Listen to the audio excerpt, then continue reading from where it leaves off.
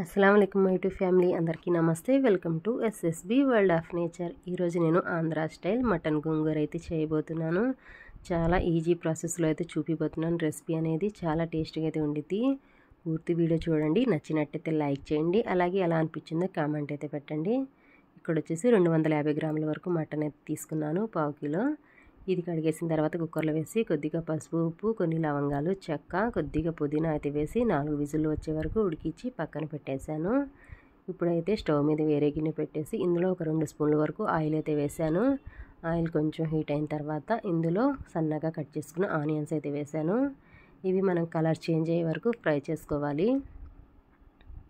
చూడండి, ఇక్కడైతే కలర్ అయితే చేంజ్ అయిపోయినాయి కదా. ఇప్పుడు ఇందులో ఒక టమాటా అయితే వేశాను, ఒక మీడియం సైజ్ టమాటాలు అయితే ఎక్కువగా వాడలేదు, ఎందుకంటే మనం గోంగూర వేస్తున్నాం కదా, ఇంకా పుల్లగా ఉండిద్ది ఎలాగో, అందుకని ఒకటైతే వేశాను.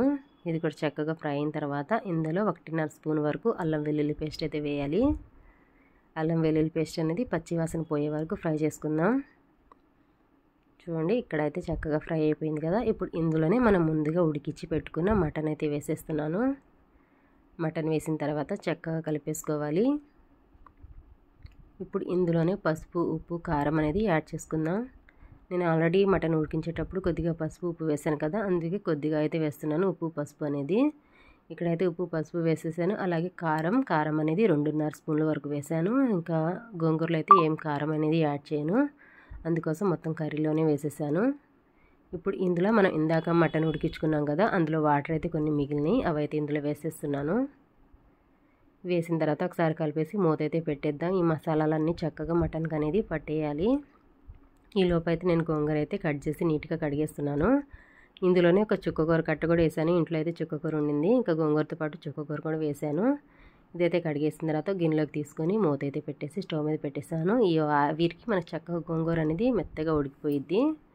చూడండి, ఇక్కడైతే మటన్ కూడా చక్కగా రెడీ అవుతూ ఉంది. ఇప్పుడు ఇందులోనే కొంచెం అయితే ధనియాల పొడి అయితే వేస్తున్నారు. 1.5 స్పూన్ వరకు ధనియాల పొడి, 1 spoon mutton masala, 1 spoon garam masala అయితే వేస్తున్నాను.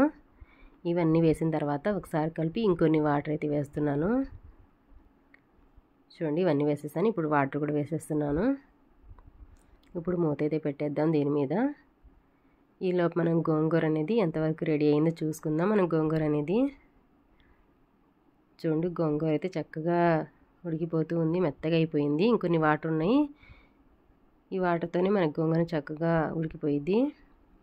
ఇంకో 2 నిమిషాలు ఉంటే ఇంకా మన గోంగూర కూడా రెడీ అయిపోయిద్ది. చూడండి, ఫైనల్గా గోంగూర అనేది మెత్తగా ఉడికిపోయి మనం అసలు పప్పు గుత్తితో కూడా మెదపాల్సిన అవసరం లేదు. మనం గరిటెతోనే ఒక 2 నిమిషాలు ఆ విధంగా కలిపేస్తే మెత్తగా అయిపోయిద్ది. ఇంకా గోంగూర అయితే రెడీ అయింది కదా, ఇంకా మటన్ అయితే చూద్దాం. చూడండి, మటన్ కూడా చక్కగా రెడీ అయిపోయింది. ఇప్పుడు ఈ మటన్ కర్రీలో మనం గోంగూర అనేది యాడ్ చేసుకుందాం. గోంగూర ఇందులో వేసిన తర్వాత ఇంకా ఈ కర్రీలో గోంగూర బాగా కలిసేలా కలిపేసుకోవాలి. ఇంకా ఈ మటన్ ఫ్లేవర్, ఈ మసాలా ఫ్లేవర్ అంతా గోంగూరకి పట్టేయాలి. గోంగూర అయితే వేసాను, చక్కగా కలిపేస్తున్నాను. మనం గోంగూర వేసిన వెంటనే స్టవ్ అనేది ఆఫ్ చేయకూడదు. ఒక 2 నిమిషాలు మళ్ళీ మూత పెట్టేసి ఉడికించుకోవాలి. అప్పుడే మనకి మటన్ ఫ్లేవర్ అనేది, మసాలా ఫ్లేవర్ అనేది గోంగూరకి పట్టి గోంగూర మటన్ అనేది చాలా టేస్ట్గా ఉండిద్ది. ఎప్పుడు చికెన్ గోంగూర అలా కాకుండా ఎప్పుడైనా ఒకసారి ఈ విధంగా కూడా ట్రై చేయండి, చాలా బాగుండిద్ది మటన్ గోంగూర అనేది. చూడండి, ఫైనల్గా ఆంధ్ర స్టైల్ మటన్ గోంగూర అయితే రెడీ అయిపోయింది. చాలా అంటే చాలా టేస్ట్గా అయితే ఉంది. మీరు కూడా ఒకసారి తప్పకుండా ట్రై చేయండి. అలాగే ఎలా వచ్చిందో కామెంట్ చేయండి. ఇంకా ఫస్ట్ టైం కనుక మన ఛానల్ చూస్తున్నట్టయితే లైక్ చేయండి, మీ ఫ్రెండ్స్కి షేర్ చేయండి. మరిన్ని వీడియోస్ కోసం మన ఛానల్ని సబ్స్క్రైబ్ చేసుకోండి. Thank you for watching.